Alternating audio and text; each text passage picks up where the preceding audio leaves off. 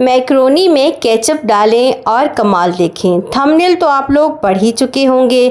आज की रेसिपी बच्चों बड़ों सबकी फेवरेट है। आज हमने बनाई है जी मैक्रोनी अलग तरीके से, अलग अंदाज में।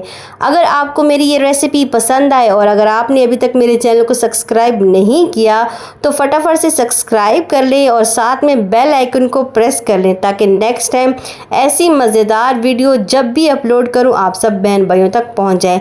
रेसिपी को हम स्टार्ट कर लेते हैं। बिस्मिल्लाहिर्रहमानिर्रहीम। यहाँ पर मैंने एक पतीला ले लिया है, इसमें मैंने डाला है पानी मैंने 6 से 7 गिलास डाला है। हमने मैक्रोनी को बॉईल करना है और इसमें मैंने डाला है 2 बड़े चम्मच कुकिंग ऑयल। अगर आपके पास कुकिंग ऑयल नहीं है तो आप घी भी डाल सकते हैं। हाफ चम्मच में इसमें डाल रही हूँ नमक।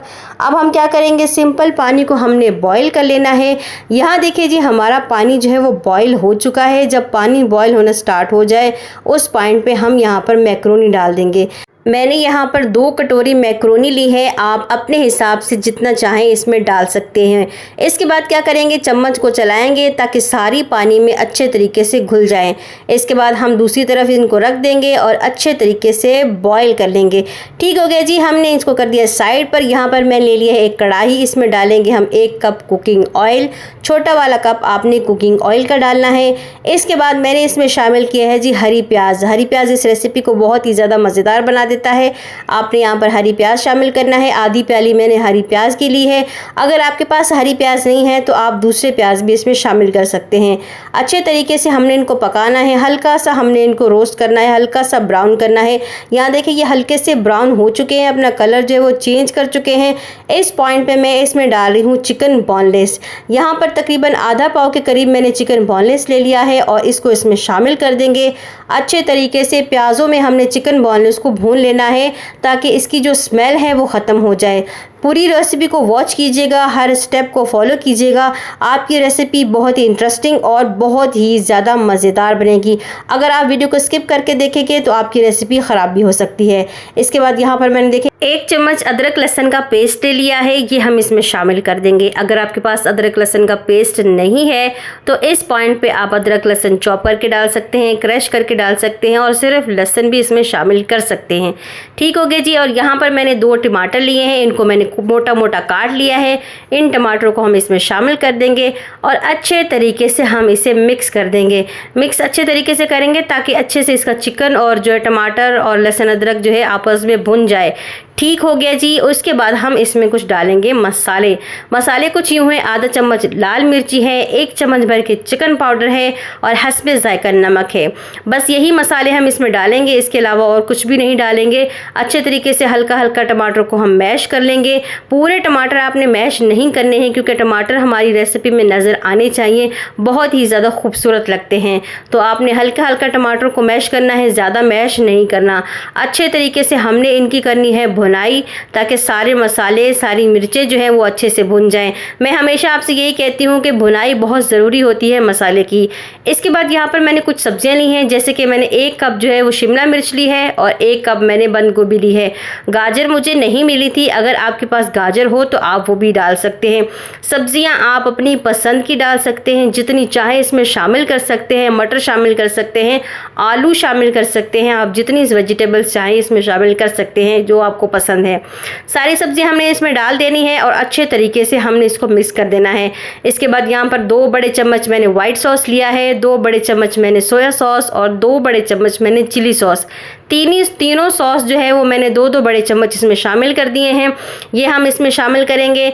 अच्छे तरीके से हमने दोबारा इनको मिक्स करना है और यहाँ पर 3 चम्मच में पानी डाल रही हूँ ताकि हमारी सब्जियाँ जो हैं वो थोड़ी सी गल जाएं।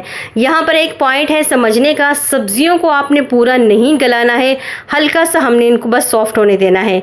इसके बाद यहाँ देखिए हमारी मैक्रोनी जो है वो पक चुकी है, रेडी हो चुकी है, गल चुकी है।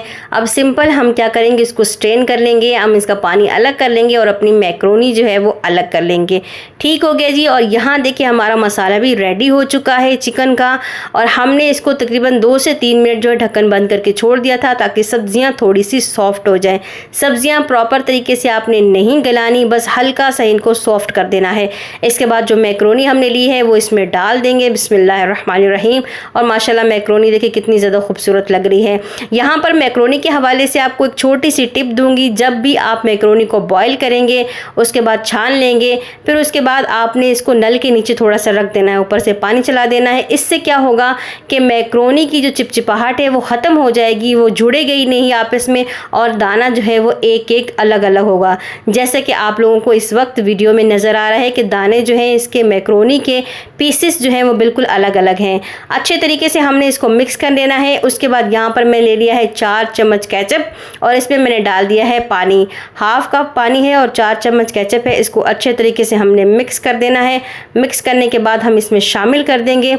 अब जान आएगी हमारी रेसिपी में। जैसे कि हमने थंबनेल लगाया था, आपने इस चीज़ को स्किप नहीं करना। 4 चम्मच केचप लेकर आधा कप पानी में उसको अच्छे से मिक्स करना है।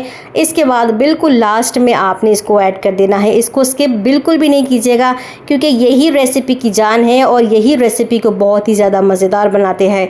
ठीक हो गया जी। आपने इसको अच्छे तरीके से मिक्स कर देना है ताकि तमाम मैक्रोनी पर केचप अच्छे तरीके से लग जाए। हमारी रेसिपी माशाल्लाह रेडी हो चुकी है।